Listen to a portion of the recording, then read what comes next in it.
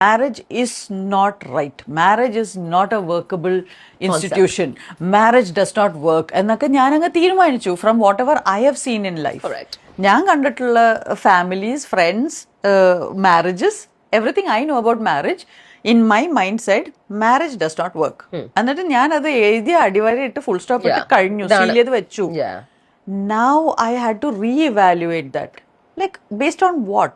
You say that it's a blanket statement in the world, so what you're saying is absolutely right and everyone else is wrong. Appo I can't be. Atra mandatram pattilla. So then I started looking into it and actually I started feeling lonely. Okay. The more you started exploring, I realized that ഞാൻ പറയുന്നതിൽ complete justification ഇല്ല. എൻ്റെ trust issues and my fear of losing my freedom and my fear of being overpowered by somebody was making all these decisions. blocking everything, yeah. And as long as ആ പേടികൾ ഉള്ളിടത്തോളം കാലം, even when somebody is not doing that, you are going to project that on them. Yes. Oh, tell me about it. So they are not trying to control you, they are just trying to be a partner in a relationship, but you will believe that that is control. Yeah. എന്ത് ചെറുത് കിട്ടിയാലും പേടിയുള്ളതുകൊണ്ട് ഒരുപാട് എന്താ പറയുക relevant ആയിട്ടുള്ള വിഷയങ്ങളാണ്. പലപ്പോഴും നമ്മൾ ഈ സെലിബ്രിറ്റികളുടെ ഭാഗത്തു നിന്ന് സ്ഥിരമായി കേൾക്കുന്ന ഒരു പാറ്റേണിൽ തന്നെയുള്ള എന്നാൽ കുറച്ചും കൂടി തോട്ട്ഫുൾ ആയിട്ടുള്ള ഒരു പ്രതികരണമാണ്. വിവാഹമായിട്ട് ബന്ധപ്പെട്ട് ആദ്യം വിവാഹം വേണ്ടാന്ന് വിചാരിക്കും, എന്നിട്ട് കുറേ കാലത്തിന് ശേഷം തിരിഞ്ഞു നോക്കുമ്പോൾ അത് ആ ഡിസിഷൻ തെറ്റായിരുന്നു എന്ന് പറയുന്ന ഇത് 1, 2, 3 അല്ല, അനേകമായിരുന്നു. ഇപ്പോൾ ഇതിൽ മറുഭാഗത്തുള്ള രജനി ഹരിദാസ് അടക്കം അത്തരത്തിലുള്ള സ്റ്റേറ്റ്മെൻറ്റ്സ് നമ്മൾ നടത്തിയതായിട്ട് കാണാൻ പറ്റുന്നുണ്ട്. അപ്പോൾ ഇതിൽ ആദ്യത്തെ 2 സ്റ്റേജ് നമ്മൾ ഇതിൽ കാണാൻ പറ്റും. ഒന്നാമത്തത് ആദ്യം അവരുണ്ടായിരുന്ന സ്റ്റേജ്. അവർ പറയുന്നത് വെച്ചാൽ ഞാൻ വളരെ ജെന്യുവൻലി വിശ്വസിച്ചിട്ടുണ്ട് മാരേജ് വർക്കാവില്ല. അതായത് ഞാൻ എന്താണ് 4 വർഷം കണ്ട കാര്യങ്ങൾ, ആ കണ്ട കാര്യങ്ങളും ഞാൻ ഇത്തിരി കൺക്ലൂഷൻ എന്ന് വെച്ചാൽ മാരേജ് വർക്കാവില്ല, മാരേജ് നല്ലൊരു കാര്യമല്ല, എൻ്റെ ലൈഫിന് മാരേജ് ഹെൽപ്പ് ചെയ്യില്ല. പ്രത്യേകം ആലോചിക്കണം, അവർ ആ കാര്യം ചിന്തിച്ചിരുന്ന പ്രായത്തിലുള്ള ഒരുപാട് ആളുകൾ ഇപ്പോൾ ഈ വീഡിയോ കണ്ടുകൊണ്ടിരിക്കുകയോ അല്ലെങ്കിൽ ഈ വീഡിയോ കാണുന്ന ആളുകളുടെ സറൗണ്ടിങ്സിലുണ്ടായിരിക്കും. ആ സെയിം തോട്ടിലായിരിക്കും അവരിപ്പോൾ ഉണ്ടാവുക. അവർ അവരുടെ 4 വർഷമുള്ള കുറേ ആളുകളുടെ ലൈഫിൽ നിന്ന് കണ്ട മനസ്സിലാക്കിയ പല കാര്യങ്ങളും വെച്ച്, അല്ലെങ്കിൽ അവരോട് സോഷ്യൽ മീഡിയ പറഞ്ഞ കാര്യങ്ങൾ വെച്ച്, സിനിമകൾ പറഞ്ഞ കാര്യങ്ങൾ വെച്ച്, റീലുകളും ആഡുകളും പ്രൊപ്പഗണ്ടകളും പറഞ്ഞ കാര്യങ്ങൾ വെച്ചിട്ട് മാരേജ് വിൽ നോട്ട് വർക്ക്, അതെൻ്റെ ലൈഫിൽ ഹെൽപ്പ് ചെയ്യില്ല എന്ന കൺക്ലൂഷനിലേക്ക് ലെന എത്തിയതുപോലെ ഇപ്പം എത്തിയ ആളുകളുണ്ടാവും. ലെന അത് എത്തിയിട്ട് ശേഷം എത്തിയ രണ്ടാമത്തെ പ്രശ്നം എന്താ പറയുന്നത്, അതങ്ങനെ അല്ല എന്ന് എനിക്ക് മനസ്സിലായി. അത് ഈ ലോകത്ത് ഇഷ്ടംപോലെ ആളുകൾ, അല്ലെങ്കിൽ മെജോറിറ്റി ആളുകളുടെ ലൈഫിലും വലിയ മാറ്റം ഉണ്ടാക്കിയ, അവരെ ലോൺലിനെസ് എടുത്ത് ഉയർത്തിയ, അവരെ സോഷ്യൽ ലൈഫിനെ ഏറ്റവും ബ്യൂട്ടിഫുൾ ആക്കിയ, ബെറ്റർ ആക്കിയ, അവർക്ക് സമാധാനം കൊടുത്ത ഈ ഒരു ഇൻസ്റ്റിറ്റ്യൂട്ടിനെ എങ്ങനെ ഞാൻ തള്ളിക്കളയാം? ഇത്രയും ആൾക്ക് ഇത് വർക്കാകുന്നുണ്ടെങ്കിൽ ഞാൻ എങ്ങനെ എനിക്കിത് വർക്കാകില്ല എന്ന് പറയാം. ആ ഒരു അവസ്ഥയിലേക്ക് എത്തുന്നു. ആൻഡ് അവർ റിയലൈസ് ചെയ്യുന്നു ഈ പല കാര്യങ്ങളും എൻ്റെ തോട്ടിൻ്റെ പ്രശ്നമായിരുന്നു.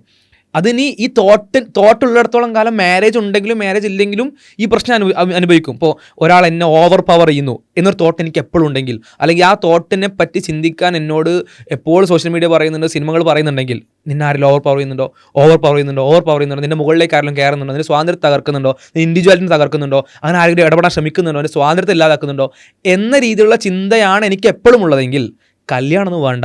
എനിക്ക് ഏത് അവസ്ഥയിലും മറ്റുള്ളവർ എന്നോട് അങ്ങനെയാണോ പെരുമാറുന്നുള്ള സംശയം വരും. ആരെങ്കിലും എന്നെ കെയർ ചെയ്യാൻ ശ്രമിക്കുമ്പോൾ, ആരെങ്കിലും എനിക്ക് എന്തെങ്കിലും ഫേവർ ചെയ്ത് തരാൻ ശ്രമിക്കുമ്പോൾ, എൻ്റെ ജീവിതത്തിൻ്റെ ഭാഗമാകാൻ ശ്രമിക്കുമ്പോൾ, എൻ്റെ ജീവിതത്തിനുള്ളിലേക്ക് അവർ പ്രവേശിക്കുന്ന സമയത്ത് ആ പ്രവേശനം തന്നെ it is enough for me. അത് മാത്രം മതി എനിക്ക് എന്താ ആലോചിക്കാൻ, ഇവരെന്നെ ഓവർ പവർ ചെയ്യാണോ, ഇവരെന്നെ കൺട്രോൾ ചെയ്യാണോ. അവർ ആ കൺട്രോളിനെ പറ്റി പോലും പറയുന്നതാണ്. അത് കൺട്രോൾ അല്ല, ആക്ച്വലി അവരെന്നെ കെയർ ചെയ്യാൻ ശ്രമിക്കുകയാണ്, അല്ലെങ്കിൽ എൻ്റെ ജീവിതത്തിൻ്റെ ഭാഗമാകാൻ ശ്രമിക്കുകയാണ്. പക്ഷേ ഈവൻ ആ തോട്ടുണ്ടെങ്കിൽ അത് കല്യാണം ആണെങ്കിലും അല്ലെങ്കിലും ഒക്കെ നിങ്ങൾക്ക് അത് കൺട്രോൾ ആയിട്ട് ഫീൽ ചെയ്യുന്നുണ്ട്. അപ്പോൾ ആ തോട്ടാണ് പ്രശ്നം. നമ്മൾ സെറ്റ് ചെയ്യുന്ന തീമിനനുസരിച്ചാണ് നമ്മളെല്ലാം വരിക. നമ്മളിപ്പം പറയുമല്ലോ, മഞ്ഞക്കണ്ണിട്ടാൽ എല്ലാം മഞ്ഞായി കാണുമെന്ന് നമ്മൾ പറയുന്നത് പോലെ തന്നെ നമ്മൾ കാര്യങ്ങളെ കാണുന്നതിന് ഒരു തീം സെറ്റ് ചെയ്തിട്ടുണ്ടാവും. ആ തീം സെറ്റ് ചെയ്താൽ അതിനനുസരിച്ചാണ് ബാക്കി എല്ലാ കാര്യങ്ങളും നമ്മൾ മനസ്സിലാക്കുക. അപ്പോൾ ആദ്യം തന്നെ നമ്മൾ ഇത്തരത്തിലുള്ള, അതായത് ഈ പറഞ്ഞൊരു ഫെമിനിസ്റ്റിക് വ്യൂ പോയിന്റിലൊക്കെ ആണും പെണ്ണും തമ്മിൽ എപ്പോഴും ഇങ്ങനെ ഒരു കോൺഫ്ലിക്റ്റിലുള്ള, എപ്പോഴും യുദ്ധം ചെയ്യുന്ന ഒരു തീം ആദ്യം സെറ്റ് ചെയ്യുന്നു.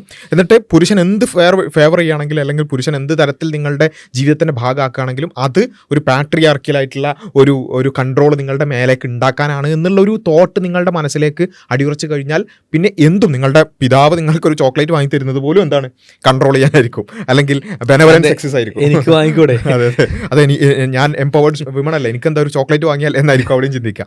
യഥാർത്ഥത്തിൽ അച്ഛൻ ചിലപ്പോൾ വളരെ സ്നേഹത്തോടു കൂടി ഒരു ചോക്ലേറ്റ് വാങ്ങിയത്. രാത്രി ഒറ്റക്ക് പുറത്തേക്ക് ഇറങ്ങുമ്പോൾ ഞാനും കൂടെ വരാമെന്ന് ഒരാൾ ഒരു ഉപ്പയോ സഹോദരനോ അല്ലെങ്കിൽ ഇണയോ പറയുകയാണെങ്കിൽ ആ സമയത്ത് എന്താ എനിക്ക് ഒറ്റക്ക് രാത്രി പോകാൻ പറ്റും, ആ തോട്ടെടുക്കും വരിക. ഒരാളെന്താ ഇപ്പോൾ നമ്മളിപ്പോൾ ഒരു ആണെന്നെ ഒറ്റക്ക് രാത്രി 12 മണിക്ക് പുറത്ത് ഇറങ്ങുമ്പോൾ അവിടെ എന്താ ഒറ്റക്ക് കൊണ്ട് ഞാനും വരാൻ നമ്മൾ പറയും. അപ്പം ഫീൽ ചെയ്യാത്തൊരു കാര്യം ഇപ്പോൾ ഫീൽ ചെയ്യും. അല്ലെങ്കിൽ ഒരാണ് ഒരു പെൺകുട്ടിയോട് രാത്രി വരുമ്പോൾ ഞാനും കൂടി വരാമെന്ന് പറയുമ്പോൾ, അല്ലെങ്കിൽ അത് എത്ര അടുത്താണെങ്കിൽ പോലും എന്താ എനിക്ക് ഒറ്റക്ക് പോയിക്കോട്ടെ, എനിക്ക് ഒറ്റക്ക് പോകാൻ പറ്റില്ല എന്നാണ് പറയുന്നത്. ആ തോട്ട് വരും. അത് ഒരു തോട്ട് പാറ്റേണിൻ്റെ പ്രശ്നമെന്നുള്ളതാണ്. അതെ അതെ. അപ്പോൾ അത് എല്ലാ മേഖലയിലും അത് വരും. അപ്പോൾ അതായത് എന്ത് വിഷയത്തിൽ നമ്മൾ സൊസൈറ്റി എങ്ങനെയാണ് വർക്ക് ചെയ്യുന്നത് എന്നുള്ളതിനെക്കുറിച്ച് പല ധാരണകൾ പല ആളുകൾക്കുണ്ടാവും. പ്രത്യേകിച്ചും പ്രായമായ ആളുകൾക്ക് അവർക്ക് ഒരുപാട് കാലം ജീവിച്ചതിൻ്റെ കുറച്ച് അനുഭവങ്ങൾ ഉണ്ടാവും. അതൊക്കെ വെച്ചിട്ട് അവർ ചില കാര്യങ്ങൾ പറയും. എല്ലാം ശരിയായിക്കൊള്ളുന്നില്ല, നമ്മുടെ കൾച്ചറലായിട്ടുള്ള ഒരുപാട് എലമെൻറ്റ്സ് ഒക്കെ ഉണ്ടാവും. എന്നാൽ പോലും അതിൽ പല കാര്യങ്ങളും വളരെ ജെന്യുവൻലി, അറ്റ്ലീസ്റ്റ് അവരെങ്കിലും അത് ജെന്യുവൻലി നല്ലതാണെന്ന് വിചാരിച്ചിട്ടാണ്. ശരിയായിക്കോളുന്നില്ല, പക്ഷെ അവര് പറയുന്ന ആള് ശരിയാണെന്ന് ആത്മാർത്ഥമായിട്ടുള്ള ബോധ്യത്തിലാണ് അത് പറയുന്നത്. നമ്മൾ ഇഷ്ടമായതുകൊണ്ടാണ് പറയുന്നത്. ഇപ്പോൾ പലപ്പോഴും നമ്മളും പല മുതിർന്ന ആൾക്കാർ തിരുത്താറുണ്ട്, അങ്ങനെ എല്ലാം ഞങ്ങൾ മനസ്സിലാക്കിയ ശരിയില്ലെന്ന് പറയുന്നുണ്ട്. പക്ഷെ എന്നാൽ പോലും അവരത് പറയുന്നത് നമ്മളോടുള്ള ആ കെയറിൻ്റെയും ഇഷ്ടത്തിൻ്റെയും ഫേവറിൻ്റെയും ഭാഗമായിട്ടാണ് അവർ പറയുന്നതാണ്. അതിനൊക്കെ ഈ ഒരു ലെൻസ് നമ്മൾ വെച്ചാൽ, ഈ ഒരു ലെൻസിലൂടെ മാത്രം ലോകത്തെ കാണാൻ ശ്രമിച്ചാൽ അതൊക്കെ പ്രശ്നമായിരിക്കും. നമ്മുടെ ജീവിതത്തിൽ പ്രശ്നമല്ലാത്തൊന്നും ഉണ്ടാവില്ല. അല്ലെങ്കിൽ നമ്മളല്ലാത്ത വേറെ ആര് നമ്മളിലേക്ക് ഇടപെടുകയാണെങ്കിലും അതൊക്കെ ഈ പ്രശ്നം ഉണ്ടാവും.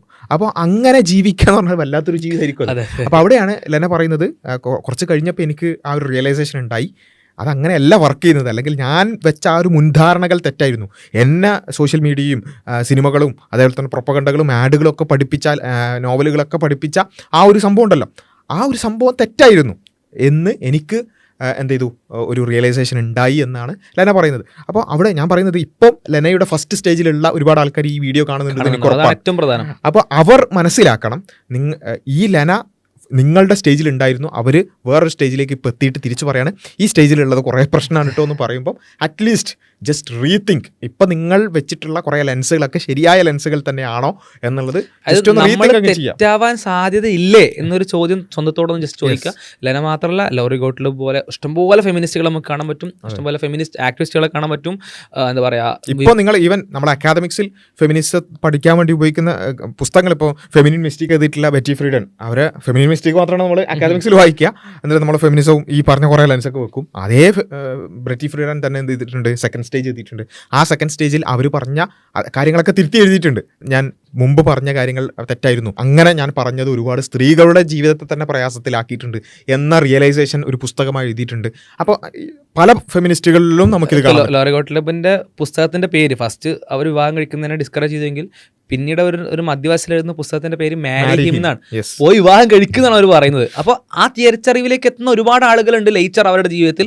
ആ ലേച്ചർ ജീവിതത്തിൽ തിരിച്ചറിയുമ്പോൾ അത് അപ്ലൈ ചെയ്യാൻ ഭയങ്കര പ്രയാസങ്ങളുണ്ട്. കാരണം ഒരാളുടെ ഫിസിക്കും മൈൻഡും ഒക്കെ വെച്ചിട്ട് അയാൾ ഏറ്റവും നല്ല മാരേജ് ചെയ്യാനുള്ള ഒരു പ്രായം എന്ന് പറഞ്ഞാൽ അത് നമ്മളെ ലീഗൽ ഏജ് ഏതാണോ ലീഗൽ ഏജ്, ആ ലീഗൽ ഏജ് മുതൽ ഒരു 30 താഴെയാണ്, അല്ലെങ്കിൽ 25 താഴെയാണ്.